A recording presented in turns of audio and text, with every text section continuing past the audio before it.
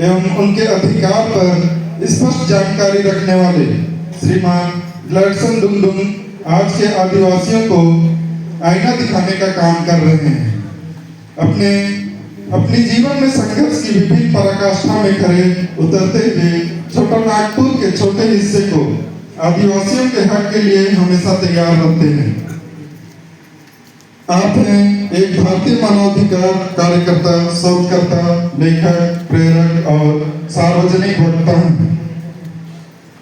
वह आदिवासी प्रकाशन, आदिवासी हुंकार और झारखंड मानवाधिकार आंदोलन के संस्थापक हैं, श्रीमान ग्लैडसन डुंगडुंग। इनके लिए जोरदार ताली बजाकर अभिनंदन कर उनका स्वागत करें।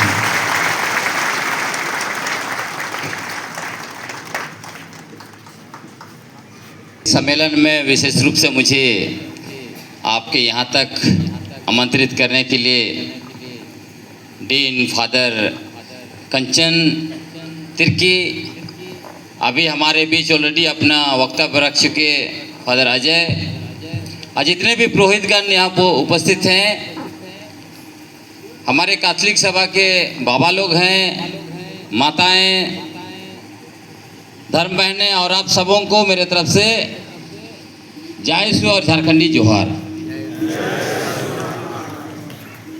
तो अभी आप लोग, मुझे लगता है कि जिस तरह से फादर कंचन ने आपको थोड़ा एनर्जी दिया है, जिस तरह से पहला वक्तव्य आप लोग सुन रहे थे, कुछ समय मैं चाहूँगा कि मैं अपने बातों को रखूँ आपके बीच में। शायद हो सकता है कि बहुत सारे लोग यूट्यूब में भी कुछ तो सुने होंगे, हो सकता है।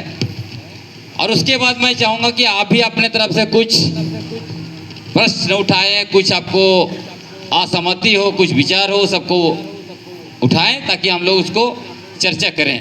मैं चाहता हूं कि ये पूरा संवाद एक तरफ से नहीं होना चाहिए, वन वे नहीं होना चाहिए, ठीक है।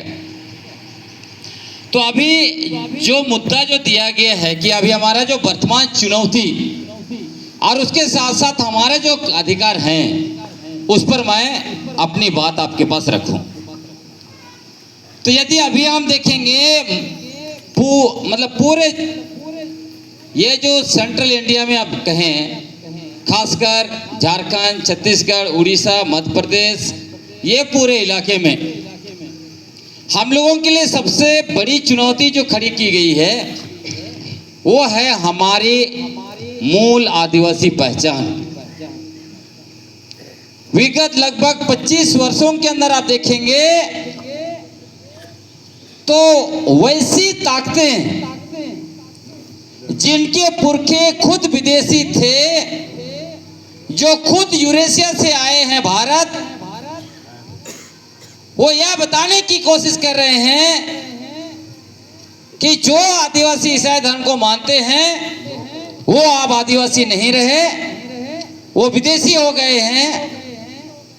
और जो लोग या तो प्राकृतिक पूजा करता है, सरना धर्म को मानता है, उसके साथ साथ यूरेशिया वासियों के साथ जुड़ के उनके धर्मों को मानता है, उनकी संस्कृति में जीता है, वही आदिवासी है। क्या ऐसा हो रहा है ना? कई एक शब्द जिसको तीर की तरह से छोड़ा जा रहा है, आजकल नया शब्द लाया है ये लोग, रूढ़ी जानने आदिवासी। कभी कहते हैं रूढ़ी प्रथा, परंपरा। पहले कहते थे धर्मांतरण का एक हवा उड़ाया, फिर आरक्षण का हवा उड़ाया, डिलिस्टिंग का हवा उड़ाया, और इन सारे चीजों का मूल मकसद जो है वो यूरेशिया वासी लोग भारत में हमें आपस में लड़ाकर सत्ता का मजा लेना चाहते हैं, मलाई खाना चाहते हैं, और वो अभी कर रहे हैं। हमारे ही अपने कुछ लोगों को अपने साथ खड़ा करने में ये लोग कामयाब हो गए। कुछ लोगों को कुर्सी पर भी बैठा दिया है, लेकिन वो हमारे पक्ष में कुछ नहीं करते हैं। बड़े बड़े पदों पर हैं, राष्ट्रपति से लेकर मुख्यमंत्री जैसे बड़े पद हैं, वह हमारे लोगों को बैठा दिया, लेकिन वो हमारे पक्ष में कुछ नहीं कर रहे। हमारे लिए जो संवैधानिक अधिकार है, हमारे लिए जो विशेष कानून है, हमारे जो पारंपरिक अधिकार हैं, इन सारे चीजों को खत्म करने में वो उनका जो है कि सहभागिता है, उनको साथ दे रहे हैं। हमारी जमीन, हमारा इलाका और हमारा सामुदायिक संसाधन, चाहे जंगल हो, जमीन हो, खनिज संपदा हो, बालू हो, सारे चीजों को ये लोग जो है मिलकर पूंजीपतियों के द्वारा लेके जा रहे हैं और हम आपस में लड़ रहे हैं। ये हो रहा है। और मैं देखता हूं, क्योंकि पिछला ही सप्ताह आपका तबकरा में मैं था महिलाओं के साथ में, तो मुझे पहले ही कहा गया था कि कुछ बातें हैं या कुछ संगठन है या कुछ ऐसे ताकतें हैं जिसका नाम नहीं लेना है, उनके बारे में नहीं कहना है, हम लोग को सौहार्द बना के रखना है। पहले लाइन खींच दिया गया, लेकिन मैं मानने वाला तो हूं नहीं। मैंने उनको कहा, ये जो डर का जो साइकोलॉजी है, डर का जो मानव शास्त्र है, यदि आप डरते रहेंगे तो लोग डरा डरा कर आपकी सारी चीजें छीनेंगे और आपके सिर पर चढ़ के बैठेंगे। उनको भी कहा, आपको भी मैं कहना चाहता हूं, याद कीजिए अपने पुरखों को। इन इलाके में सबसे पहले कौन आए थे? अगर हम ग्रेटर छोटानागपुर की बात करें, ग्रेटर झारखंड की बात मांग इसीलिए हो रही थी कि पूरा जसपुर सहित ये इलाके, उड़ीसा के कुछ इलाके झारखंड में होना चाहिए। इन लोगों ने जानबूझ के एक षड्यंत्र के तहत ग्रेटर झारखंड नहीं दिया। यदि ग्रेटर झारखंड दिया होता तो आज हम मालिक होते, आदिवासी लोग। कोयला हमारा, बॉक्साइट हमारा, यूरेनियम हमारा, सारा आयरन और सब कुछ हमारा, लेकिन हमें कुछ नहीं मिल रहा है। मालिक बन के वो बैठे हैं और हमें कह रहे हैं कि तुम आदिवासी नहीं हो, तुम वनवासी हो। वो हमारा पहचान तय करना चाहते हैं। वो कह रहे तुम सरना नहीं हो, तुम सनातन हिंदू हो, तुमने ईसाई धर्म को मान लिया है तो तुम जो है कि बहुत बड़ा अपराध किया है, पाप कर दिया है। हमारी धार्मिक पहचान, हमारा मूल आदिवासी पहचान, हमारी धार्मिक आजादी, हमारा खाने की आजादी, हर चीज को ये लोग छीन रहे हैं। हम क्या धर्म मानेंगे, हम आदिवासी हैं कि नहीं हैं, हम जो है क्या खाएंगे, सब कुछ ये लोग तय करना चाहता है। और वही डरा डरा के हम लोग इन लोगों को सब कुछ तय करने दे रहे हैं। हम जिनको अपना नेता समझ के विधानसभा में, पार्लियामेंट में भेजते हैं, वो मुंह नहीं खोलते हैं और हमारे सारे मौलिक अधिकारों को छीना जा रहा है। अब बताइए। और कुछ लोग आज ऐसे भी हमारे लोगों के बीच से उन्होंने बना दिया है। मैंने ये भी कहते सुना कि कहते हैं कि जो आदिवासी मीट मुर्गा खाता है वो आदिवासी नहीं है। मैंने उनको कहा, तुम्हारा पुरखा जंगल में हजारों साल तक क्या खा के जिंदा था, जरा बता देना हमको। अगर उसका वंशज हो और आज तुम कहते हो कि मीट खाने वाला आदिवासी नहीं है, इसका मतलब तुम उसका वंशज नहीं हो, तुम खुद आदिवासी नहीं हो। तो ये सोचना जरूरी है कि हम क्या खाएंगे। हम कुत्ता खाएं, बिल्ली खाएं, सांप खाएं, बिच्छू खाएं कि घास खाएं, हम तय करेंगे ना। ये यूरेशिया वासी तय करा कानून बना बना के, आप ये नहीं खा सकते, वो नहीं खा सकते। हमारे पुरखे खाए, हम क्यों नहीं खाएंगे? तुम कौन होते हो तय करने वाले? तुम क्या खाओगे, तुम क्या धर्म को मानोगे, तुम्हारा नाम क्या होगा, हमने कभी तय नहीं किया। तुम क्यों, कौन होते हो हमारा तय करने वाले? सही है कि नहीं है? आप सोचिए, जब पूरा छोटानागपुर इलाका जंगल झाड़ से भरा पड़ा था, लगभग 10,000 साल पहले ऑस्ट्रो एशियाटिक भाषा समूह मतलब कि मुंडारी भाषा समूह के लोग आए, चाहे वो मुंडा हो, खड़िया हो, असुर हो। फिर उसी के बाद द्रविडियन भाषा समूह, आपका उरांव हो, पहाड़िया हो, वो लोग आए, अपना गांव बसाया, जंगल झाड़ को साफ करके खेती योग्य बनाया। कोई नहीं था। 3,500 साल पहले यूरेशियावासी आए। आपके इलाके में बहुत जगह पे देखिएगा, विगत 100 साल के अंदर आए, कहीं पे 50 साल पहले, 40 साल पहले, 10 साल पहले, 5 साल पहले, क्या परसों आने वाला भी हमारे ऊपर जो है कि चढ़ के बैठ रहा है। बैठ रहा है कि नहीं बैठ रहा है? कहता है कि तुम वनवासी हो, तुम सनातन हिंदू हो, तुम फलाना हो, तुम ठिकाना हो, चिलाना हो, ये नहीं कह सकते, वो नहीं कह सकते। बताइए, आपका जमीन लेकर आपके पूरे इलाके में जहां भी छोटा टाउन बनता है, सारा का सारा व्यापारिक प्रतिष्ठान उन्हीं का। जमीन आपका, व्यापारिक प्रतिष्ठान उनका। फिर वो लोग यही यूरेशिया वासियों के संगठन से जुड़ते हैं और नफरत फैलाते हैं, आपके ऊपर हमला करते हैं और आप चुप बैठते हैं। ऐसा कैसे चल सकता है? जिस इलाके के मालिक हैं हम लोग, जिस इलाके में हमारे पूर्वज सबसे पहले आए, वहां ये लोग हमारे कानूनों का, नियम का, संवैधानिक प्रावधानों का दुरुपयोग करते हुए हमारी जमीन पर कब्जा किया। हमारा बालू पर, हमारा खनिज पर, हमारा पहाड़ पर, पत्थर पर, जंगल पर, सब पर ये लोग कब्जा कर रहा है और ऊपर से हमारे ऊपर चढ़ बैठना चाहता है और हम लोग चुपचाप बैठे पड़े हैं, डर से दुबके पड़े हैं। अगर आप डरेंगे तो आपका कुछ नहीं बचने वाला है। आपको उसको बौद्धिकता के साथ मुकाबला करना पड़ेगा। इसीलिए मैं इन दिनों लगातार युवाओं को, युवतियों को, महिलाओं को, हमारे लोगों को तैयार करने की कोशिश कर रहा हूं कि हमारे पुरखे तीर और धनुष से लड़े। अभी तीर और धनुष से लड़ने का समय नहीं है। अभी जो है आपको कॉपी, किताब, कलम, बुद्धि और दिमाग से लड़ना पड़ेगा।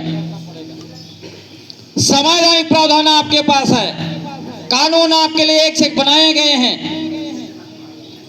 अगर उसके बावजूद आपकी जमीन नहीं बच रही है, आपकी माटी बेटी रोटी नहीं बच रही है, आपका इलाका में बाहरी लोग कब्जा कर रहे हैं, तो इसका कारण आप हैं और कोई नहीं है। जो व्यक्ति खुद ही नहीं बचाना चाहता है अपना, उसको बाहरी लोग कौन बचाएगा? बाहरी लोग तो आपका सब कुछ छीनने के लिए आए ही है। आप खुद ही सोचिए, इसी में बैठे हुए आप में से कितने लोग होंगे जो पैसा के लालच में गैर आदिवासी को जमीन दे दिया होगा? क्या बोलते हैं? सही बात है ना? जमीन दलाल हमारे पास, और हम लोग क्या कहते हैं? आदिवासी महिला गैर आदिवासी से शादी करके हमारा सब जमीन छीन ले गया। कि पट्टा तो आपके नाम पर है, आपने उस महिला को दिया होगा तभी जमीन गया होगा ना। इसका दोषीदार आप लोग हैं। आप लोग पूरा, हम लोग बाबा लोग हैं। जानते हैं पथलगांव में मुझे, ये तपकारा में विशेष रूप से मुझे बोलने के लिए कहा गया है आपके लिए। उसके बाद मैं इस पर आऊंगा, आदिवासी पहचान को आप विस्तार से बात करेंगे। लेकिन माताओं ने कहा मुझे कि हमारे बाबा लोग इतना ज्यादा नशापन, हरिया दारू में डूबा हुआ है कि बेटी, माटी, रोटी कहां छीना जा रहा है किसी को पता नहीं है। सही है कि नहीं है? आपको बुरा लगेगा, लेकिन याद कीजिए, कहीं कोई छोटा मोटा पार्टी है, अगर वहां पे लाल नहीं मिलेगा तो आप लोग बोलेंगे ये क्या पार्टी था। गला तक भी मीट भात खिला दीजिए, लेकिन शराब नहीं मिलेगा तो आपका मुंह लटक जाता है। ये सच्चाई है। और ये शराब क्या कर रहा है? आप सिर्फ नहीं पी रहे हैं, आप शराब पी रहे हैं, जिसकी वजह से पूरा का पूरा शराब हमारा आदिवासी समाज को पी जा रहा है। आपके घरों में देखिए, फादर अजय ने कहा शांति, अशांति का शराब लेके आप घुस गए हैं घर में, कहां से शांति आएगी? घुसे हैं ना। आजकल देखिए बाजार, यहाँ छत्तीसगढ़ का मैं नहीं जानता, लेकिन हमारे झारखंड में जहां एक मेन बाजार, दूसरा हड़िया बाजार, दारू बाजार, दारू में सल्फर और सब मिल रहा है। लोग पी के खुद का जान खत्म कर रहे हैं। कई माताएं, कई बहनें मुझे कहती हैं, माताएं कहती हैं कि मेरी बेटी शादी योग्य हो गई, टीचर है, नर्स है, उसका उम्र 35 साल हो गया, अच्छा लड़का नहीं मिल रहा है। अच्छा लड़का का मतलब क्या है माताओं के लिए, बहनों के लिए? कम से कम कमाता नहीं है तो शराब ना पिए। हम टीचर हैं, नर्स हैं, नौकरी करते हैं, हम पैसा कमा लेंगे, लेकिन शराब में ना उड़ाए, अशांति फैलाने वाला नहीं चाहिए हमको।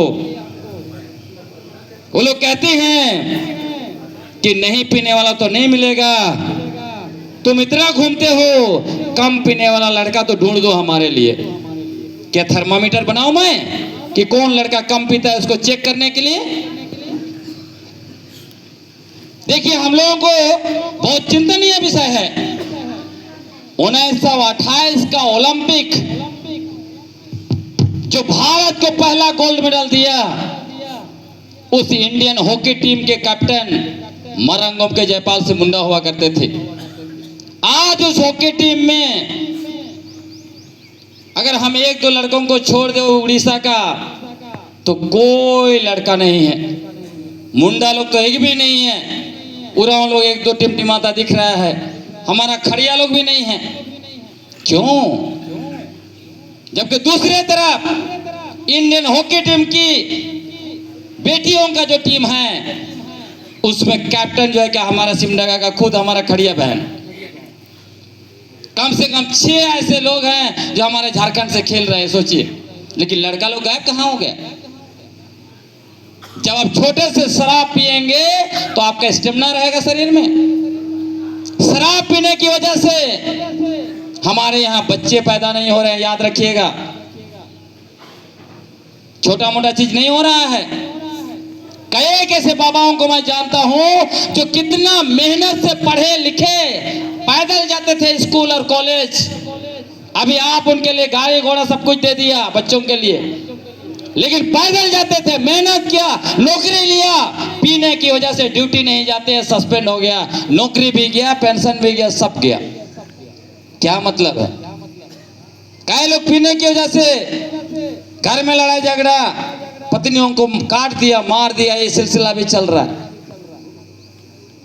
सोचिए कि कितना बड़ा समस्या है। ठीक है, आप पार्टी में कभी पी लेते हैं, हम मान लेते हैं, पूजा पाठ हुआ, पर्व हुआ, पी लिए, समझ में आ जाता है। लेकिन डेली डेली पैसा खर्च करके खरीद के पीना, ये कहाँ का मतलब है? अशांति आप ला रहे हैं। इधर फादर आपको शांति लाने के लिए आपको संदेश दे रहे हैं, और आपका घर में तो अशांति का जड़ बैठा हुआ है। कहां शांति आएगा परिवार में? इसी की वजह से रोज दिन परिवार में लड़ाई झगड़ा, किस। ये बहुत बड़ी समस्या है हमारे लिए। और उसी का फायदा उठा के गैर आदिवासी लोग शराब पिला के, खस्सी बात खिला के कितना जमीन अपने नाम से लिखवा लिया। विश्वास नहीं, कोर्ट चले जाइए। बोलता है बाबा लोग, उसको पहले दारू पिलाता है होटल में, खस्सी बस खिलाता है, फिर बाबा लोग जाके कोर्ट में बोल नहीं कहां कितना एकड़ का हिस्सा लिख दे मुंह। बेटी रोटी माटी सब कुछ चला जा रहा है। तो ये चिंतनीय विषय है। अब हम मूल बात पर आते हैं, लेकिन ये मुझे बोलने के लिए कहा गया था, तो आप लोग देख लीजिए। और क्योंकि फादर अजय का संदेश भी था, शांति लाना है और आपकी जिम्मेवारी है। आप चाहेंगे, आप परिवार में शांति लेके आएंगे। आप आप चाहेंगे आपका परिवार में जो है कि अच्छा होगा, आपका परिवार आगे बढ़ेगा। आप जैसा सोचेंगे वैसा होगा। अगर आप गलत सोचेंगे आपका परिवार गलत दिशा में जाएगा, सही सोचेंगे सही दिशा में जाएगा। सब कुछ निर्भर करता है हमारा सोच पर। सोचेंगे, विचार करेंगे, आपका शब्द भी मुंह से वैसे ही निकलेगा, व्यवहार भी आपका वैसे ही होगा। गलत सोचेंगे, मुंह से गलत शब्द निकलेगा और व्यवहार भी आपका जो है कि गलत होगा। आप मारेंगे, पीटेंगे, बच्चों को गाली देंगे, ये सब कुछ ये होगा। माताओं को गाली देंगे आप घर में, ये सब कुछ चीज होगा। वो सिर्फ और सिर्फ आप पर निर्भर करता है, आप कैसा परिवार बनाना चाहते हैं, और वैसे ही आपका समुदाय भी बढ़ेगा। तो ये हमारे लिए बहुत बड़ी चुनौती है कि हम इसको कैसे लेंगे। अब ये जो आदिवासी मूल पहचान का बात है, आप ही का जसपुर, इसी जसपुर में 1952 में एक जो है कि केंद्र खोला गया। क्यों केंद्र खोला गया और क्या करना था उनको? उन दिनों झारखंड आंदोलन चल रहा था। मध्य प्रदेश के मुख्यमंत्री तब आपका छत्तीसगढ़ नहीं था, रविचंद्र शुक्ला को इस इलाके में काला झंडा दिखाया गया था आपका जसपुर में। ये तो हम लोग कुनकुरी क्षेत्र में, लेकिन जसपुर में। तो उसी समय में उनको ये लगा कि ये जरूर ईसाई मिशनरियों का, बेल्जियम मिशनरियों का काम है। और उसी समय में उन्होंने उसी दिन शपथ ले लिया था, ये कहते हुए कि ऐसा समय आएगा जब ये सारे ईसाई मिशनरियों को उखाड़ के मैं फेंक दूंगा यहां से। और 1952 में उड़ीसा में एक नौकरी कर रहे थे बाला साहब देशपांडे, उसको लेके आए वो छत्तीसगढ़, और जसपुर में वनवासी कल्याण आश्रम बनाया और वहां पे बैठाया। और उसका काम क्या था? काम यही था कि आदिवासियों का दिमाग से आदिवासी शब्द को निकाल के फेंकना है। आदिवासी शब्द क्यों निकालना है? और निकालना है तो उसके अंदर में क्या डालना है? उसके अंदर में वनवासी शब्द डालना है। आदिवासी मतलब आदि काल से रहने वाले लोग, भारत देश के प्रथम निवासी और मालिक। 5 जनवरी 2011 को सुप्रीम कोर्ट ने इस बात को अपना जजमेंट में कहा। जस्टिस ज्ञानसुधा मिश्र और जस्टिस काटजू। तो ये जो इनको पता था कि इनके पूर्वज मात्र 3500 साल पहले यूरेशिया से आए हैं। जब ये लोग आए यहाँ पर तो पहले से आदिवासी रहते थे। तब जब आदिवासी आज न कल दावा करेंगे कि वो भारत देश के प्रथम निवासी और मालिक है, इसी डर से हमारे लिए उन्होंने वनवासी शब्द निकाला। वनवासी मतलब सिर्फ ये जंगली लोग, जंगल में रहने वाले लोग, उसके अलावा कोई उसका मतलब नहीं है। जंगल में फल फूल कंदमूल खा के जीते हैं, लेकिन उससे पहले हम लोगों को क्या कहा था इन लोगों ने? दानव। खुद को कहा था कि वो देवता हैं, क्योंकि भगवान ने उनको मुंह से पैदा किया है, और हम लोग दानव हैं। हमारे कभी दानव, कभी असुर, ऐसे ऐसे शब्द लाकर हमारे मूल अस्तित्व को ये लोग मिटाना चाहते थे। लेकिन लगातार लगातार लोग निकलते गए तो उन लोग मिटा नहीं पाए। आपको मैं बताना चाहता हूं, 1930, 40 और 50 के दशक में दानव से चलते चलते दानव, असुर, जंगली कहते कहते ऐसे स्थापित कर दिया गया ये लोग जंगली है। जंगली मतलब कांद मूल फल फूल खा के जीने वाले, अर्धनंगा रहने वाले लोग। जब उस समय में जंगली शब्द को स्थापित किया गया था, तब मरंग घूम के जयपाल से मुंडा इंग्लैंड से आते हैं वापस। 19 दिसंबर 1946 को पहली बार संविधान सभा में भाषण देते हैं और उस सभा में ऑलरेडी पहले से तब तक आजादी के चैंपियन नेहरू, वल्लभ भाई पटेल, डॉक्टर राजेंद्र प्रसाद, सरोजिनी नायडू, अंबेडकर जैसे लोग भाषण दे चुके थे। वहां वो लोग भी मौजूद थे। उसके बावजूद मरंगम के जयपाल सिंह मुंडा ने डंके के चोट पर कहा कि तुम लोग जिसको जंगली समझते हो, मैं कहता हूं, गर्व से कहता हूं, मैं जंगली हूं। और उन्होंने ये कहा हम आदिवासी हैं और हमारे लिए दूसरा शब्द नहीं चाहिए। उन्होंने उसी सभा में सारे लोगों को कहा कि तुम्हारे लोग यूरेशिया से आए थे, तुम सारे लोग विदेशी हो, हम सिर्फ आदिवासी ही इस देश के मालिक हैं और तुम लोग, तुम्हारा संविधान हमें लोकतंत्र नहीं सिखा सकता है। हम सबसे लोकतांत्रिक लोग हैं, धरती के सबसे लोकतांत्रिक लोग हैं और तुमको हम लोगों से लोकतंत्र सीखना पड़ेगा। क्यों ऐसा उन्होंने कहा? क्योंकि हमारे पुरखे बैठ के अपना नेता चुनते थे, बैलेट बॉक्स से नहीं चुनते थे। वहां पे हमारे जो पुरखा का व्यवस्था था, वहां पर कहीं अल्पमत बहुमत, इसका सरकार लूटो उसका सरकार लूटो, ये सब नहीं चलता था।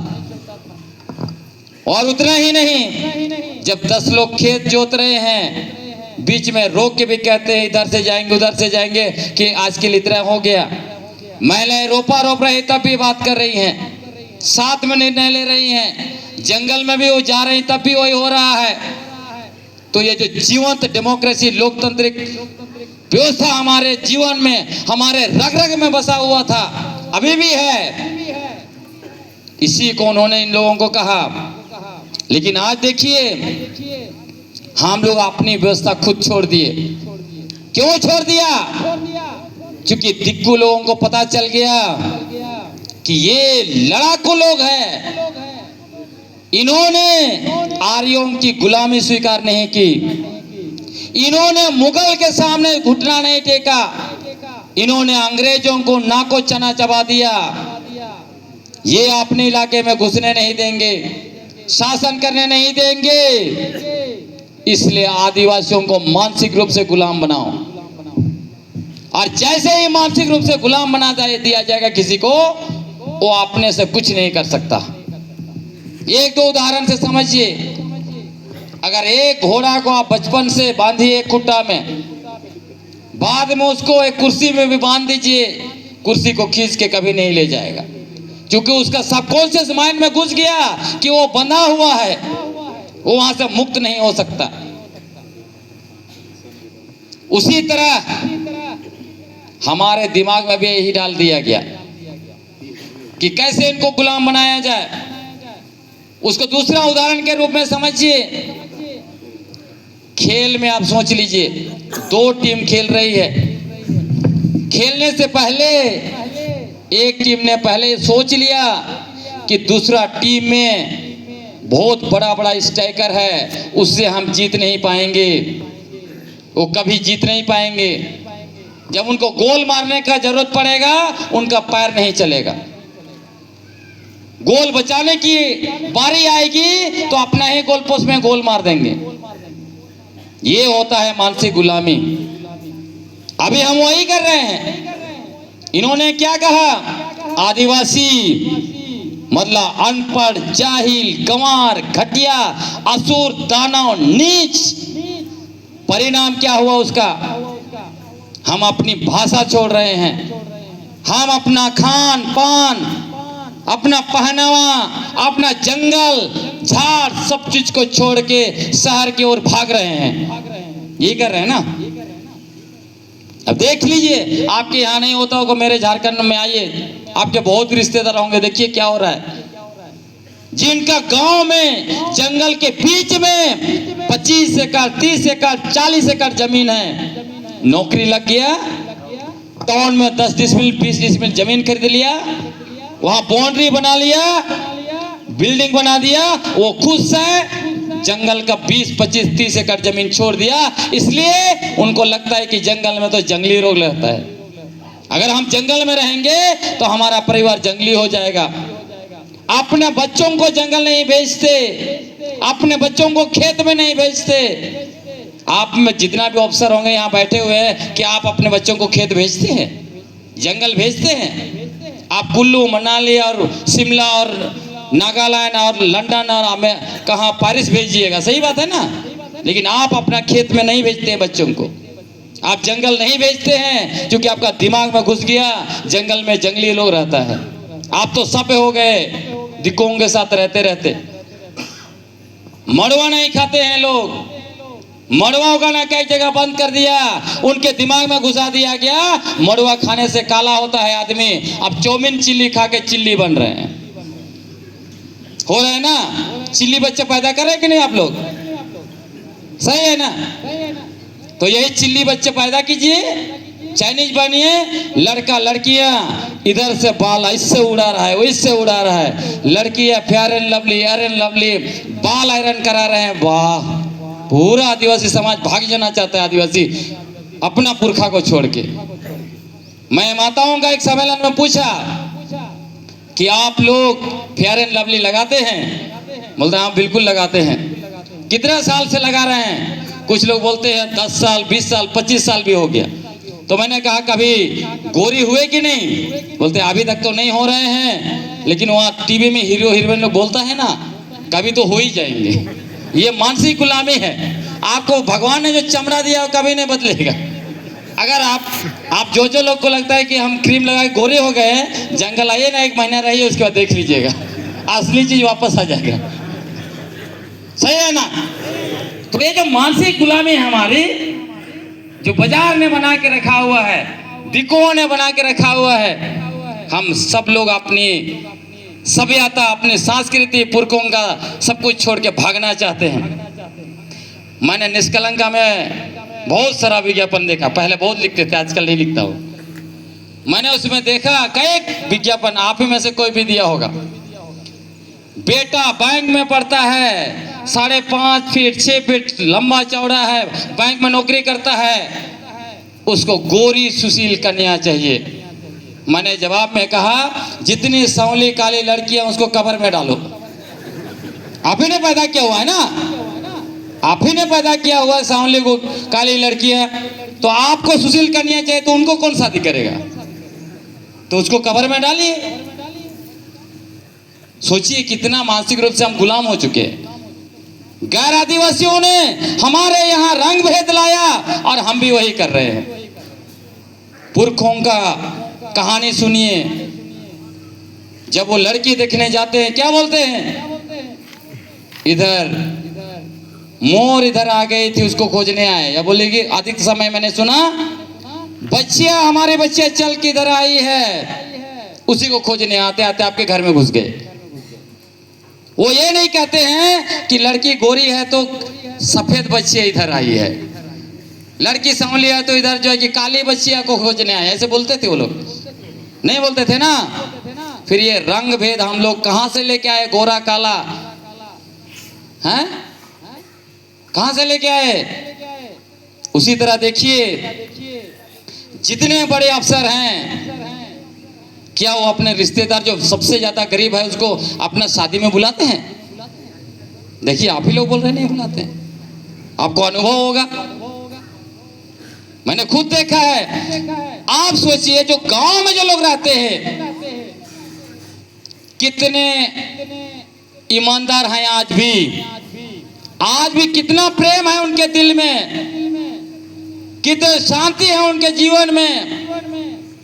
कि रिश्तेदार अगर दिल्ली मुंबई में रहता है, बड़ा अफसर है, 10 साल के बाद या साल में एक बार भी उनके गांव में जा रहा है, तो सोचते हैं कि वाह हमारा बड़ा अफसर बन गया, गांव आ रहा है। उनके यहाँ अगर खस्सी हो, जो खस्सी को बेचेंगे तो 10,000 15,000 रुपया आ सकता है, वो पैसा नहीं सोचते हैं।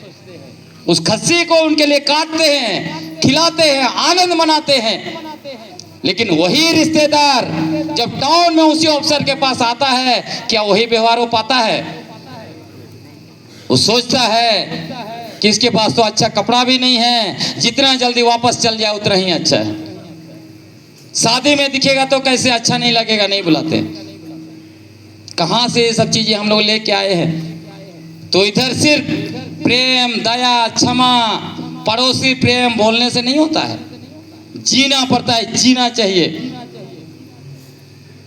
जीवन में जब तक नहीं जी, आप सोचिए, क्या आपको मैं पूछूं कि आपका पड़ोसी ने गाड़ी खरीदा और आपको सही में दिल से आनंद महसूस हुआ? आपका पड़ोसी का बेटा को, बेटी को नौकरी लगा और आप दिल में आप एकदम खुशी बाग बाग हो गए? कितने लोग कह सकते हैं मैं हूं? उंगली में गिन पाएंगे। जलन होता है, जलन।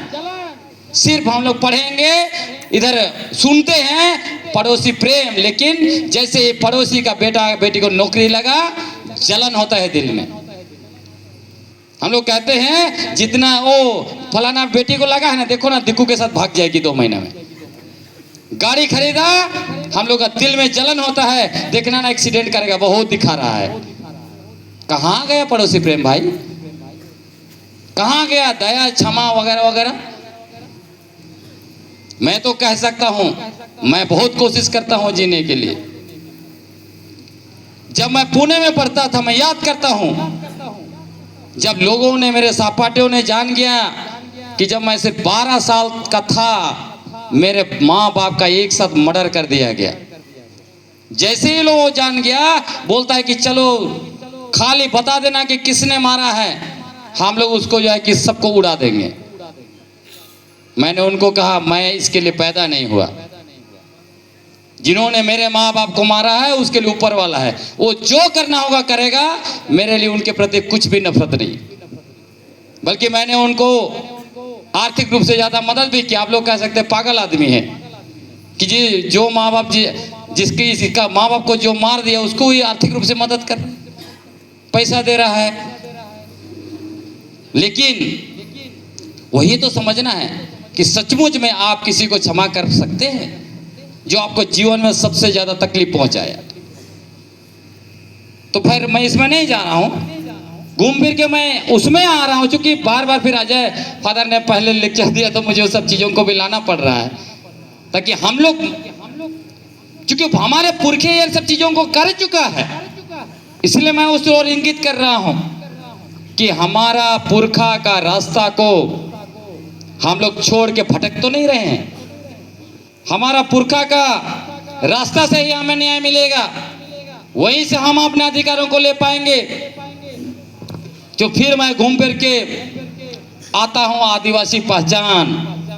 मैंने इसीलिए कहा कि हमारा दिमाग में हमारे प्रति इतना ज्यादा नफरत करा दिया गया है कि हम अपने चीजों को छोड़ के दूसरों का हम नकल कर रहे हैं। और ये साइकोलॉजी है। शुरू में मैंने कहा, अगर किसी पर शासन करना चाहते हैं आप, किसी की बेशकीमती चीजें छोड़ना आप हासिल करना चाहते हैं, तो उसका तरीका क्या है? तरीका ये है कि उस आदमी से लड़ो और हासिल करो। और उसका सबसे बेहतरीन तरीका है उसका दिमाग को गुलाम बना दो, वो अपना बेशकीमती चीजें छोड़ के भाग जाएगा और उसको आप हासिल कर लो। अगर मान लीजिए, उसको और 2 उदाहरण से समझिए। आपका बच्चा छोटा है, आपने नया मोबाइल खरीदा या कोई ऐसी चीज खरीदा है जो आपको लगता है वो बार बार उस बच्चा उसको पकड़ता है, उसको तोड़ देगा, तो उसके दिमाग में या तो उस चीज से नफरत करा दीजिए या भय पैदा कर दीजिए। दोनों स्थिति में वो उसको छोड़ देगा, कभी नहीं पकड़ेगा। उसी तरह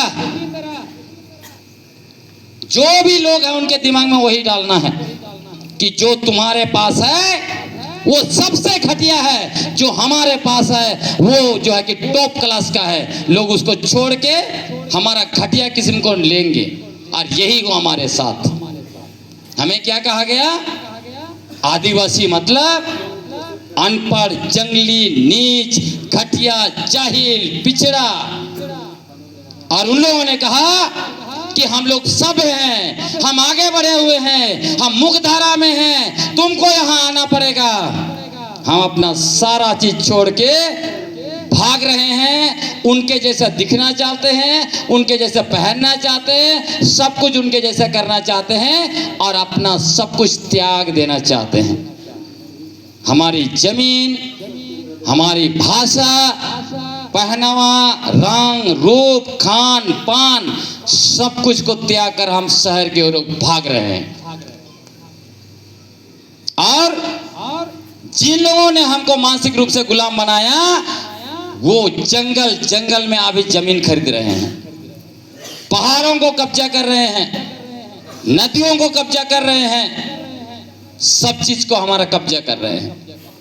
सोच लीजिए कितना आसान हो गया ना, क्योंकि उनको पता था कि जब अंग्रेजों ने कानून बनाया, जब अंग्रेजों ने टैक्स लादा, जब अंग्रेज लोग 1764 में बक्सर में लड़ाई लड़ा मुगलों के खिलाफ, लड़ाई जीतने के बाद जब 1765 में दीवानी अधिकार उनको मिला, मतलब दीवानी अधिकार मतलब जमीन का लगान लेने का अधिकार, उसके बाद 1769 में हमारे इलाके में घुसे, कहा जमीन का लगान दो, टैक्स दो। हमारे पुरखों ने क्या कहा, जमीन हमारे पूर्वजों ने दिया है, उन्होंने बनाया है, तुमको हम लगान क्यों देंगे? हमारा अपना सरकार चलता है, तुम्हारा सरकार को हम नहीं मानते हैं। ब्रिटिश फिर भी कानून बना बना के हमारा सब कुछ छीनता गया। तो आप सोचिए, एक के बाद एक हमारे लोग लड़े, शहीद, वीर शहीद।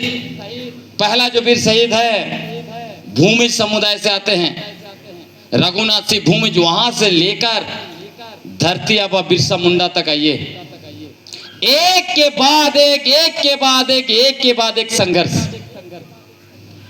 पहाड़िया विद्रोह सुना है आपने, बाबा तिलका मांझी को अंग्रेजों ने पकड़कर घोड़ा के पूंछ पर बांध के पूरा भागलपुर में घसीट के घुमाया, ये दहशत क्रिएट करने के लिए कि इसके बाद जो भी ब्रिटिश हुकूमत का खिलाफी करेगा, आवाज उठाएगा, उसका हश्र यही होगा।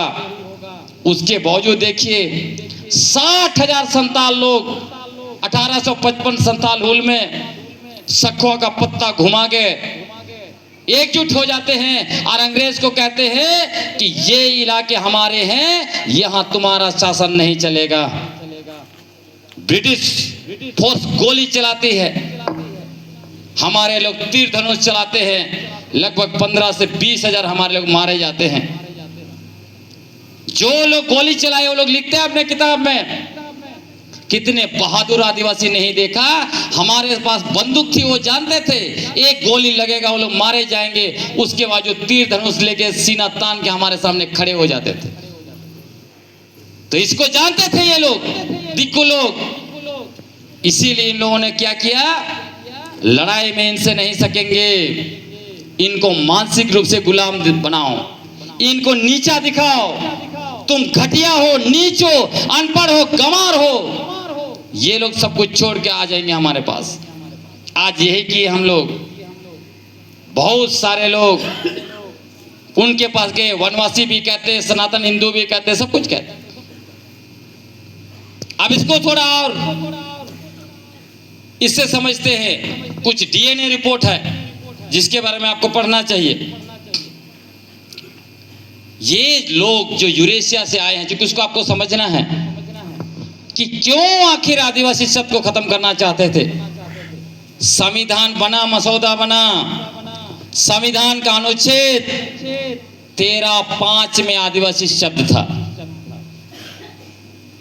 एबोरिजिनल अंग्रेजी में अंग्रेजी हुकूमत ब्रिटिश ने भी हमारे साथ बहुत अन्याय किया, हम लोग को अपराधी तक घोषित कर दिया कानून बना के। उसके बावजूद उन्होंने कम से कम एबोरिजिनल शब्द को रखा हमारे लिए। एबोरिजिनल मतलब वही आदिवासी लोग। आदिवासी शब्द कैसे आया? जब एबोरिजिनल का हिंदू रूपांतरण का जरूरत पड़ा, हिंदी अनुवाद का जरूरत पड़ा, तब आदिवासी शब्द लाया गया। वो हमारे आदिवासी लोग ही लाए थे, छोटानागपुर के। और ये आदिवासी शब्द पूरा हमारा पहचान का सिंबल बन गया। और मरंगों के जयपाल सिंह मुंडा ने आदिवासी शब्द को देश व्यापी स्थापित कर दिया आदिवासी पहचान के लिए।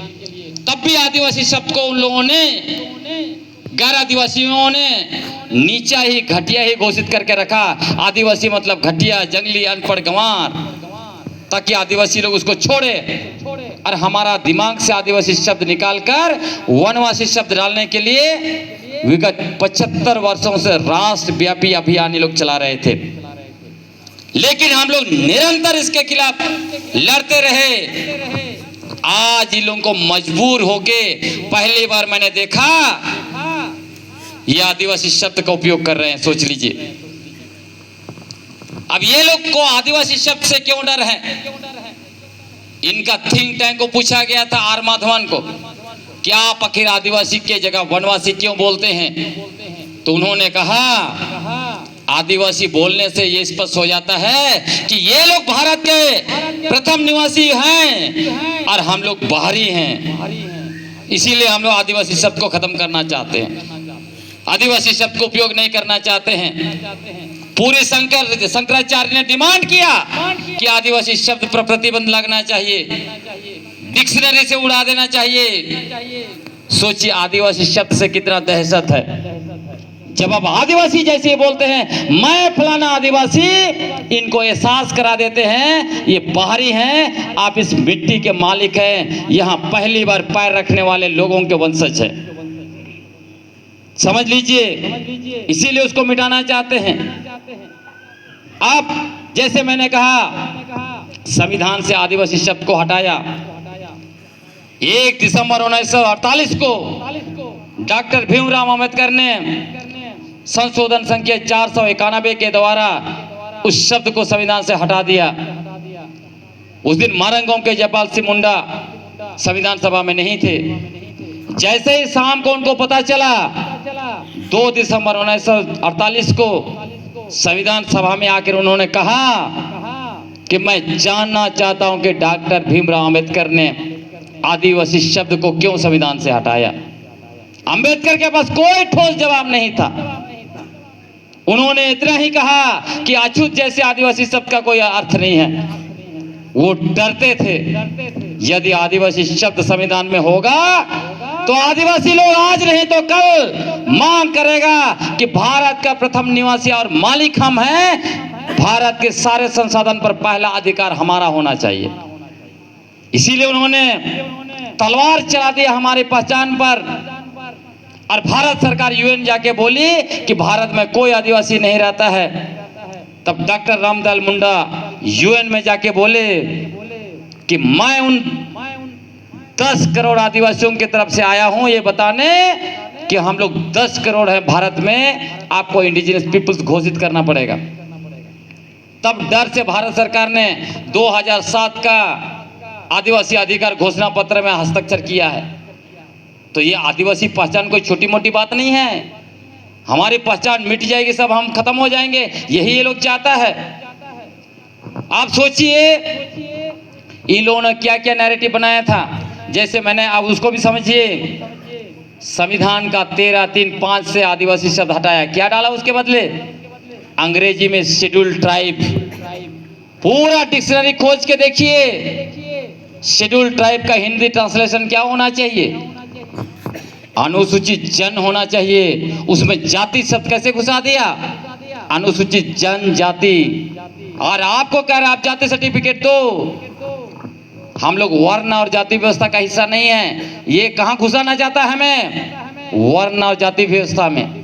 क्योंकि ये 3,000-3,500 साल पहले यूरेशिया से आए हैं। जब तक हम लोगों को वर्ण और जाति व्यवस्था में नहीं घुसा पाएंगे, भारत को हिंदू राष्ट्र घोषित नहीं कर सकता। भारत आदिवासी राष्ट्र है, इसी का इनको डर है। इसीलिए हम लोग को फोड़ते रहता है, लड़ाते रहता है। मुर्गा लड़ाई कराता है। मुर्गा लड़ाई देखे है ना, सरना और ईसाई मुर्गा। यहाँ पे तो हिंदू और ईसाई मुर्गा होता है ना। दोनों आदिवासियों को लड़ा रहा है, एक दूसरे को मार रहे हैं। और जब तक आप लड़ाई कर रहे हैं, आपकी जमीन पर यूरेशिया वासियों का बड़ा बड़ा बिल्डिंग, स्कूल, कॉलेज खड़ा हो रहा है। आपका पहाड़ पर उनका क्रशर चल रहा है। आपकी नदी से उनके ट्रक के बालू ढो ढो के बेच रहे हैं। आपका कोयला, आपका बॉक्साइट, आपका यूरेनियम, आपका सारा खनिज संपदा को बेच खा रहा है। ये आदिवासियों को समझना पड़ेगा। आप जो आदिवासी उनके पास खड़े हैं, उनको भी ये सब चीजें आप समझाएंगे तो समझ जाएंगे। क्योंकि मैं भी पहले ऐसे ही करता था, लेकिन पिछले 10 साल में मुझे समझ में आ गया कि सिर्फ हमारे लोगों के पास जाने से नहीं होगा, हमें उनके पास भी जाना पड़ेगा। जब मैं उनके पास गया और धर्मांतरण का बात किया, तब वो लोग बताते हैं, बाप आपके पास तो इतना डेटा, इतना सच्चाई है। और ये लोग तो बोलते हैं कि सारे फादर लोग आके हम लोग को जो है कि ईसाई बनाता है। क्या नैरेटिव बना के रखा हुआ है? सारे ईसाई मिशनरी स्कूल कॉलेज में धर्मांतरण होता है, यही बोलता है ना। मैंने आंकड़ा निकाला, उधर किताबें हैं, पढ़िएगा। मैं खोजा तो मैं भी दंग रह गया। और वही चीज मैंने हमारे सरना भाई बहनों को बताया। जानते हैं 1951 से लेकर 2011 आखिरी सेंसस हुआ। भारत में ईसाई धर्म मानने वालों की जनसंख्या कितना है? 1951 में 2.3% था, 2011 में भी 2.3 में ही है। और देश में सरकार के बाद सबसे ज्यादा स्कूल कॉलेज चलाने वाले ईसाई मिशनरी हैं। जहां ये कहते हैं कि सबसे ज्यादा धर्मांतरण होता है, उन स्कूल कॉलेजों में सबसे ज्यादा हिंदू और मुस्लिम बच्चे पढ़ते हैं। यदि स्कूल कॉलेज में इतना ज्यादा धर्मांतरण होता है, तो कम से कम 50% ईसाई जनसंख्या होना चाहिए देश में। क्यों 2.3 पर भी 70 साल से अटका हुआ है? देखिए, झूठ का गुब्बारा बना के इन लोगों ने सत्ता हासिल किया है। झारखंड में इनका झूठ का गुब्बारा मैंने फोड़ दिया। किताब छाप के, बांट के, बता के 15 साल तक ऐसे ही लड़ा के, इनफैक्ट 13 साल 63 दिन उन्होंने शासन किया। धर्मांतरण, डिलिस्टिंग वगैरह वगैरह। और ये क्या कहते थे? दुश्मन बनाने के लिए कहते थे कि देखो जितना ईसाई आदिवासी बना है, ये सारे ईसाई धर्म मानने वाला आदिवासी आरक्षण का दोहरा लाभ ले रहा है। क्या दोहरा लाभ? ईसाई स्कूल कॉलेज में पढ़ता है और नौकरी करता है आरक्षण के बदौलत। मैंने उनको कहा, सर्वे करो, जितना आदिवासी हिंदू धर्म को मानता है या सरना धर्म को मानता है, अधिकांश लोग उसी ईसाई मिशनरी स्कूल कॉलेज से पढ़े हैं और आरक्षण में नौकरी कर रहे हैं। तो यहां दोहरा लाभ बोलते हो तो वहां भी दोहरा लाभ ले रहा है। तेरा थोथलाबाजी नहीं चलेगा। दूसरा, मैंने उनको कहा, यदि सारा हकमारी कर रहा है ईसाई धर्म मानने वाला आदिवासी, तो ये बताओ सेंट्रल यूनिवर्सिटी का 80% प्रोफेसर का पद खाली कैसे है? तुमको किसने रोका है वहां जाने से? आज आईएएस का मात्र 1.2% आदिवासी आईएएस है, बताइए। बाकी पद खाली है। आईपीएस का भी वही हालत है। आईएफएस 2%, आईएएस और आईपीएस का 1.2 ऐसा। मतलब हमारे लिए जो आरक्षित पद है वो खाली पड़ा हुआ है, लेकिन हमारा दुश्मन ने उनके दिमाग में डाल दिया कि तुम्हारा सारा आरक्षण का लाभ ये ईसाई आदिवासी लेते हैं। सच्चाई को उनको बताना होगा। पॉलिटिक्स में बार बार बोलते थे कि ईसाई धर्म मानने वाला ही सब कुछ खा रहा है। मैंने कहा, झारखंड का 25 साल हो गए, एक भी ईसाई आदिवासी मुख्यमंत्री नहीं बना। कोई बड़ा पोर्टफोलियो में नहीं है। एमएलए के रूप में 7, 8, 10 लोग आते हैं। मतलब मुश्किल से 7 to 8%, 10% मान लीजिए। फिर कहां से आप नैरेटिव बना रहे हो? तो ये सारा जो नफरत किया गया है, खड़ा किया गया है, वो सिर्फ झूठ के बुनियाद पर। मैंने कहा आपको, लोगों को किसी चीज से अलग करना है, नफरत कराओ। उनको मानसिक रूप से गुलाम बनाओ और उनके ऊपर शासन करो, इसका उन्होंने उपयोग किया। अब मैं आपको बताना चाहता हूं ये लोग असल में इनको क्यों इतने ज्यादा डर है, क्यों सारे आदिवासियों को सनातन हिंदू बनाना चाहते हैं। एक किताब पढ़िएगा, मैंने डीएनए रिपोर्ट पर रिसर्च करके बनाया है। भारत देश के प्रथम निवासी और मालिक कौन, यही उनको डरा रहा है। पहले ये लोग क्या कहते थे, पहला इतिहास लिखा मैकमुलर ने, क्या लिखा, ये आर्य लोग यूरेशिया से यहां आए हैं। तब उनको ये कहते हुए इन लोगों ने नकार दिया कि ये अंग्रेज इतिहासकार हैं, ये हम लोगों को तोड़ना चाहता है, बांटना चाहता है, इसलिए झूठ लिखा। लेकिन अभी 3 डीएनए रिपोर्ट आया जिसके बारे में इस किताब में मैंने लिखा है डिटेल से। 2018 में पहला डीएनए रिपोर्ट आया। दुनिया का 92 साइंटिस्ट, अमेरिका के सबसे बड़े डीएनए साइंटिस्ट डेविड ड्रिक के नेतृत्व में भारत के भी डीएनए साइंटिस्ट थे, तो नकार नहीं सकता ये कहते हुए कि उसमें सिर्फ विदेशी साइंटिस्ट थे। ये सारे साइंटिस्ट मिलके डीएनए टेस्ट किया कि आखिर भारत में लोग कहां से आए, कौन लोग हैं। उस रिपोर्ट में इन्होंने बहुत क्लियर कर दिया कि भारत में 65 से 80 हजार साल पहले आदिवासी लोग रह रहे थे। और ये लोग यूरेशियावासी जो आज अपने आप को कहता है हम सबसे बड़ा देशभक्त हैं, ये लोग 3500 साल पहले यूरेशिया से आए। यूरेशिया कहाँ है, सेंट्रल एशिया, मतलब यूरोप और एशिया के बीच में, अंग्रेजी में उसको स्टेपी बोलते हैं। एक खाली स्थान, समतल स्थान, घास का मैदान। ये लोग दूध पालक लोग थे। इनके पुरखे गाय वगैरह रखते थे, घोड़ा वगैरह इनके पास था। अरे कब आए, जब रथ का आविष्कार हुआ तो उसी में चल के आए, इसलिए इनका सब जगह रथ आप देखते होंगे। इन लोगों ने क्या फैलाया, इन्होंने झूठ फैलाया कि सिंधु घाटी सभ्यता हमारा है, वहीं से सारा हमारा संस्कृति का जन्म हुआ।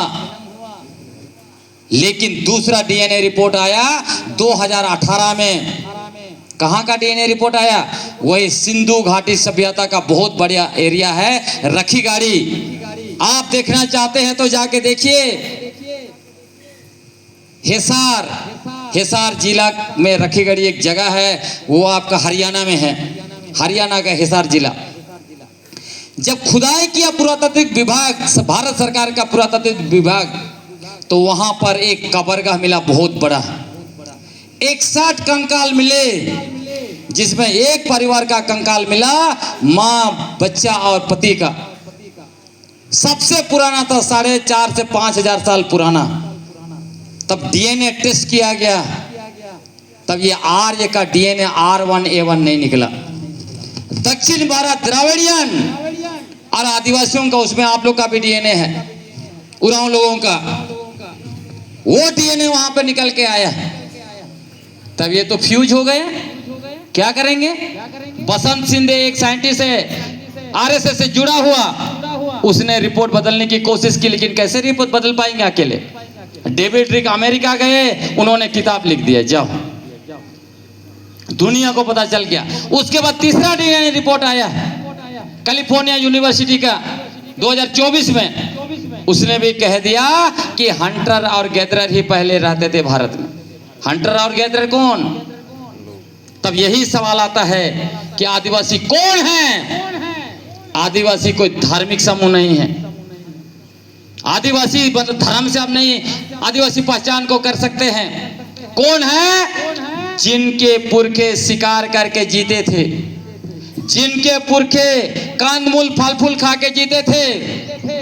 मैंने इनके धांगरों को कहा, जो लोग नफरत फैलाते हैं, चलो जंगल में देखो, आज भी शिकार कौन कर रहा है? महुआ, खुखड़ी, पुट्टू कौन चुन रहा है?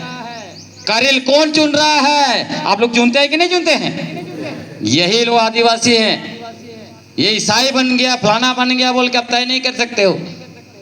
इसीलिए मैंने आपको कहा, अपने बच्चों को जंगल से रिश्ता रखिए, जमीन से रिश्ता करिए, नहीं तो हमारा अस्तित्व नहीं बचेगा। पूरी दुनिया में आदिवासी को भाषाई समूह के रूप में जाना जाता है। यूएन का परिभाषा है।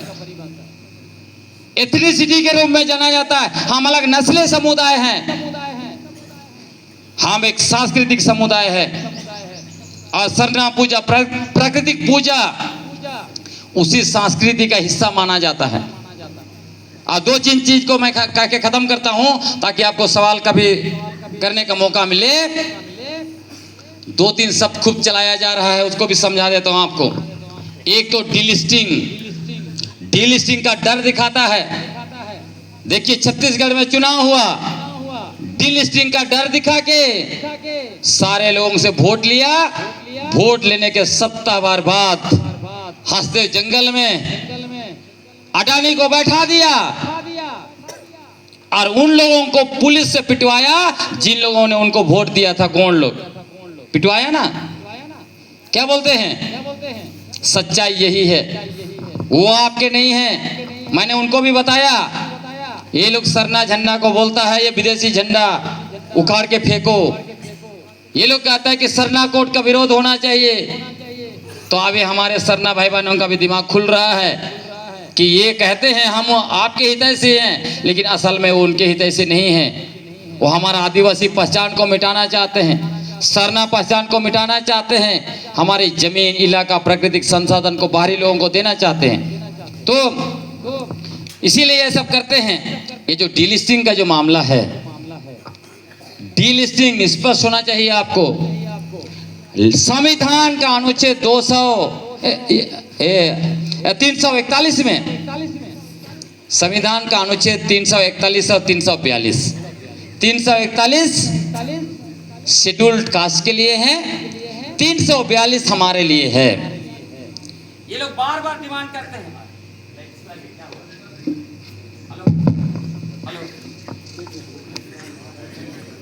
लिस्टिंग और लिस्टिंग का मामला है। ये लोग कहता है कि जिस तरह से एक दलित मतलब अनुसूचित जाति का व्यक्ति धर्म बदलता है तो उसका आरक्षण खत्म हो जाता है संविधान का अनुच्छेद 341 में, उसी तरह संविधान का अनुच्छेद 342 में संशोधन होना चाहिए, ये मांग करता है ना लोग।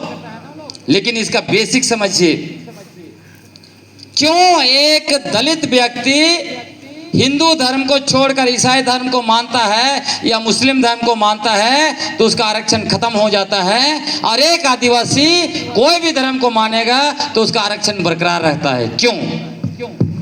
उसका कारण यह है कि दलित लोग, अनुसूचित जाति के लोग सनातन हिंदू धर्म का हिस्सा है।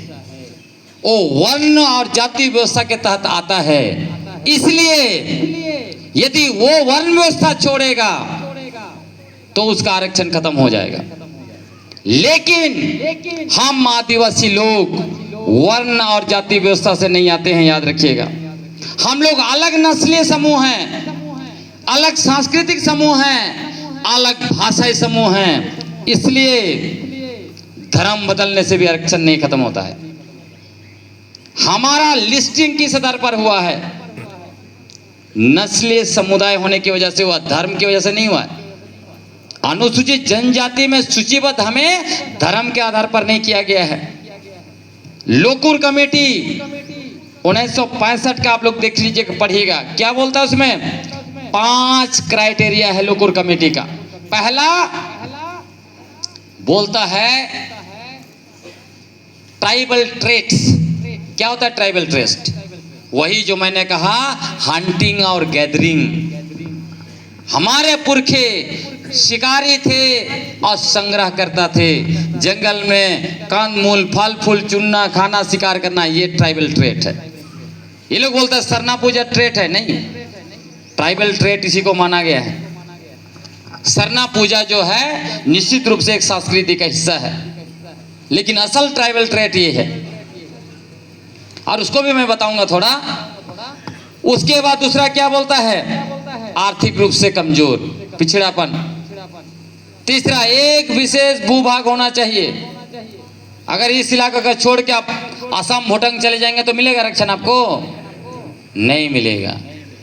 उसी तरह विशिष्ट संस्कृति, नाचना, गाना, जीना, खाना, समुदाय में रहना, ये हमारी विशिष्ट संस्कृति है। अभी हम लोग क्या कर रहे हैं, व्यक्तिवादी हो जाए। इसीलिए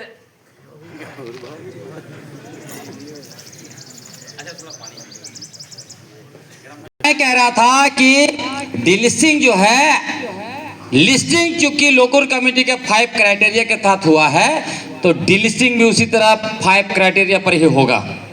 तो ये लोग डिलिस्टिंग करता है ना, अगर लोकल कमेटी के तहत डिलिस्टिंग हो जाए तो सबसे पहले इनका बाल बच्चा पर ही जो है कि सब तलवार चलेगा। इनको पता ही नहीं, क्योंकि इनको तो मानसिक रूप से गुलाम बना दिया है। और कौन बनाए आप लोगों को पता ही है ना, मुझे नाम लेने का जरूरत नहीं है। तो वो जो बोलता है, नागपुर से जो भी भेजता है उसी को लोग बोलते रहते, सोचना नहीं है। गुलाम व्यक्ति सोचता है क्या? धांगर सब सुन जानते हैं ना, कभी हमारे पुरखे, आजकल भी सब कोई कोई रखता होगा, लेकिन हम लोग यहाँ होता था। धांगर लोग क्या करता है, मालिक जो बोलेगा हाँ हाँ हाँ, है ना। तो इसीलिए इन लोगों को मैं बोलता हूँ धांगर बन गया है नागपुर का ये लोग। तो ये लोग सोचता नहीं है कि क्या कर रहे हैं, क्या हमारे लोगों के ही खराब कर रहे तो नहीं कर रहे, ऐसा नहीं सोचता है। तो आप लोग याद रखिएगा, डिलिस्टिंग कभी भी धर्म के आधार पर नहीं होगा, लिस्टिंग धर्म के आधार पर नहीं हुआ है, इसलिए डिलिस्टिंग नहीं होगा। जब भी होगा तो लोकल कमेटी का 5 क्राइटेरिया के आधार पर होगा। और यदि लोग उल्टा सीधा करेंगे तो हम लोग भी कानूनी और संवैधानिक लड़ाई लड़ने के लिए तैयार रहेंगे। सही है कि नहीं है? क्योंकि ये लोग तय नहीं कर सकता है कि हम कौन धर्म को माने, क्या खाएंगे, क्या बोलेंगे, क्या नहीं बोलेंगे, ये सब ये लोग तय नहीं कर सकता, हम लोग तय करने नहीं देंगे। अब ये लोग आजकल और भी 2-3 चीजें शब्द यूज कर रहा है। एक बोलता है रूढ़ी जन, रूढ़ी प्रथा है ना, और परंपरा। इसको समझ लीजिए, रूढ़ी बोलते हैं तो रूढ़ी कभी नहीं बदलता है, याद रखिए, रूढ़ी कभी नहीं बदलता है। दूसरा, परंपरा बदल सकती है। हो सकता है आज आप जो कर रहे हैं वो कल आपके लिए, आपका आने वाले पीढ़ी के लिए परंपरा बन जाए। रूढ़ी और प्रथा कभी नहीं बदलता। ये लोग अपने आप को क्या कहते हैं आजकल, रूढ़ी जन आदिवासी। क्या कोई रूढ़ी जन आदिवासी है?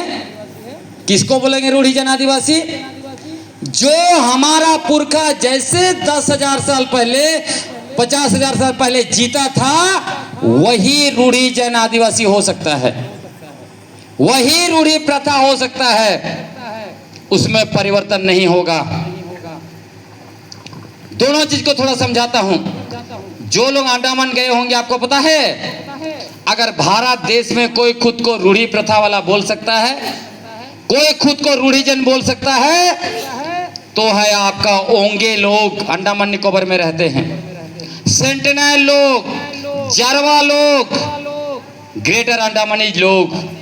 वो एक दूसरे का समुदाय में भी संपर्क नहीं करते हैं, जो समुदाय है वही है।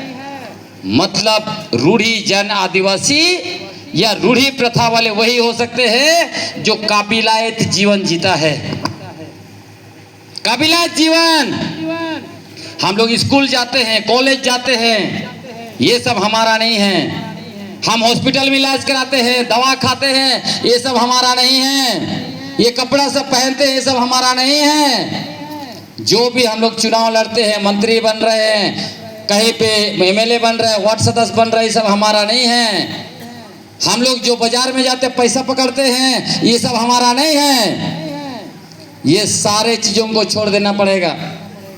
तो ये जो रूढ़ी प्रथा और रूढ़ी जन के नाम से लोग नफरत फैलाता है, इनको देख लीजिए। गैर आदिवासी व्यवस्था में मुखिया का चुनाव, वार्ड का चुनाव लड़ेगा, एमएलए एमपी बनेगा, मंत्री बनेगा, और इधर रूढ़ी प्रथा के नाम से जो है पे नफरत फैलाता है। ऐसा होने देंगे हम लोग?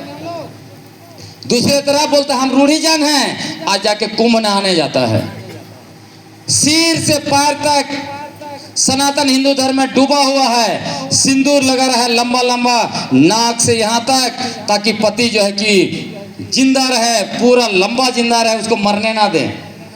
और पति सोचता है जल्दी टप के हमको दूसरा चांस मिले। आजकल हमारे लोग भी ऐसे शुरू कर दिया है, हैं? इधर मंगलसूत्र पहन रहा है और बोलता है कि हम रूढ़ीजन हैं, रूढ़ी प्रथा वाले हैं। ये आपका बाप दादा करता था क्या? आजकल दूसरा नैरेटिव बोलता है जो सरना पूजा करता है, जो प्रकृति पूजा करता है वही आदिवासी है, बाकी कोई नहीं है। मैंने उनको कहा तुमको पता भी है कब सरना पूजा शुरुआत हुई, कब प्रकृति पूजा की शुरुआत हुई, उसको भी जान लीजिए। हम लोग जो है हमारे पुरखे कब आए, कहां से आए? 70,000 साल पहले अफ्रीका से निकले। भारत आते आते 5,000 साल खत्म हो गया, 65,000 साल पहले पहुंचे। वो लोग कौन थे? ओंगे लोग, हमारे लोग नहीं, उरा मुंडा खड़िया लोग नहीं। हमारे लोग भी 70,000 साल पहले निकले, लेकिन भारत पहुंचते पहुंचते कितना टाइम लग गया हमारे लोगों को? लगभग लग गया 60,000 साल। कहाँ वियतनाम और कहाँ चाइना घूमते घामते 60,000 साल पहले हमारे लोग यहाँ पर आए। 60,000 मतलब रास्ता में ही घूम गए 60,000, कितना पीढ़ी निकल गया। अब क्या ये लोग 60,000 साल गुजार दिए, क्या सरना पूजा करते थे? नहीं करते थे। सरना पूजा कैसे शुरू हुआ? जब छोटा नागपुर में बस गए, गांव बसा दिया, कुछ अनहोनी घटनाएं होने लगी। किसी का बैल मर रहा है, कहीं पे पूरा का पूरा खानदान मर जा रहा है, तब उनको लगा कुछ तो हमने गड़बड़ी किया है, यहाँ पे किसी को पूजा पाठ करना होगा, जगह देना होगा, कुछ आत्मा लोग है यहाँ पर। तब जाके पूजा पाठ का शुरुआत होता है। तो ये लोग बोलता है कि जो सरना पूजा करता है वही आदिवासी है, तो तुम्हारा पुरखा तो पूजा नहीं करता था, तब तुम कैसे आदिवासी हो गया? इसीलिए ये जो हवा उड़ाते हैं कि जो प्रकृति पूजा करता है वही आदिवासी है, प्रकृति पूजा आदिवासी ने बहुत बाद में शुरुआत किया। संताल लोग शिकार कर रहे थे, अचानक बोलने लगे बैठे हुए कि हम लोग भगवान को खोजते हैं। खोजते खोजते उनको तो भगवान मिल रहा नहीं, तब उन्होंने कहा एक तीर छोड़ो, जहां तीर गिरेगा वहीं भगवान का स्थान है। तब वो सखुआ के पेड़ पर गिरता है, तब जाके लोग पूजा पाठ शुरू करते हैं। आज जैसा जिसको जहर थन बोलते हैं, पुरखा 10,000 साल से पीछे जाइए तो पूजा ही नहीं करता था कोई। फिर आप बोलिएगा कि नहीं जो सरना पूजा करता है वही आदिवासी है, तो ये थोथलेबाजी चलने देंगे हम लोग? नहीं चलने देंगे। तो अंत में साथियों, मैंने बहुत कुछ कहा आपको, अंत में यही समझ लीजिए संविधान में हमारे लिए विशेष प्रावधान है। हमारे लिए जमीन, आदिवासी का जमीन गैर आदिवासी नहीं ले सकता है, वैसे कानून आपके यहाँ भी हमारे यहाँ सब जगह है। उसके बावजूद हमारी जमीन पर दिक्कों का इमारत बन रहा है, वो लोग खत्म कर दे रहे हैं हमारी जमीन। हमारे पारंपरिक अधिकार हैं, हम उस पर हम नहीं जा रहे हैं, अब समय नहीं है। मैं मूल रूप से चाहता था आप आदिवासी पहचान को जाने। अगर आदिवासी पहचान को ही समझ लीजिएगा तो बहुत कुछ हो जाएगा। और उधर मैंने बहुत सारे किताबें लिखे हैं, जरूर आप लेके पढ़िए। मैंने शुरू में भी कहा हमारे पुरखे तीर और धनुष से लड़े, आज तीर और धनुष से लड़ने का समय नहीं है।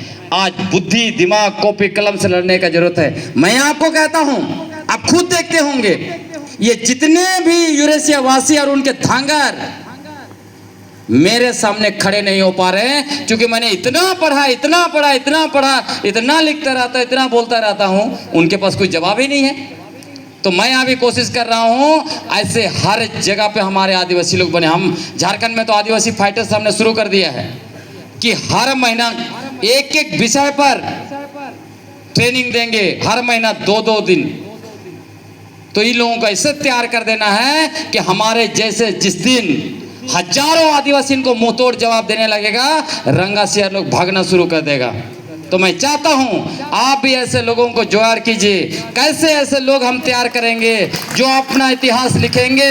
याद करिए, शिकारी ने अपने बारे में लिखा है जो मर्जी सो लिखा है, शासन करने वाला अपने बारे में जो मर्जी सो लिखा है। मैं श्रेष्ठ हूँ, भगवान से मुंह से पैदा हुआ हूँ, मैं देवता हूँ, मैं ये हूँ वो हूँ, तुम दाना हो, अनपढ़ हो, गरीब हो, जंगली हो। आप समझ लीजिए मेरे जैसा एक व्यक्ति खड़ा हुआ मरंगम के जैसा एक व्यक्ति खड़ा हुआ तो इनको हालत खराब कर दिया।